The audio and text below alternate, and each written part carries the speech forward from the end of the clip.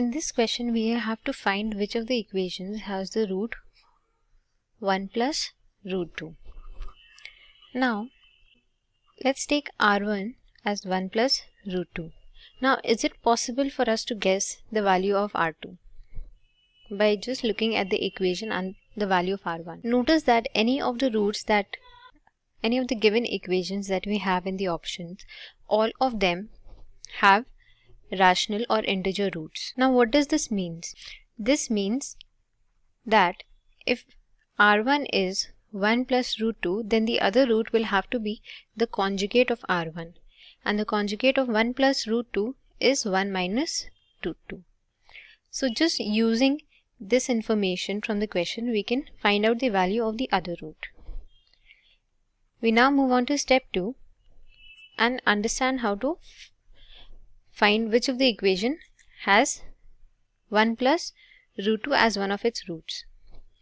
Now, if we know the value of R1 and R2, we know a general quadratic equation will have the form x squared minus sum of roots times x plus product of roots.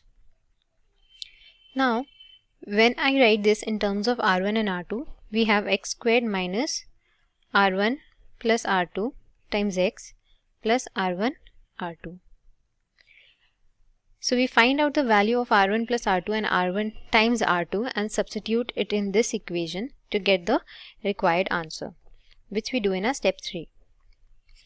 So if R1 is 1 plus root 2 and R2 is 1 minus root 2, when we add these two up, we get R1 plus R2 is equal to 2, because minus root 2 and plus root 2 gets cancelled. Similarly, when we find out the product, which is R1 times R2, now this is equal to 1 plus root 2 times 1 minus root 2.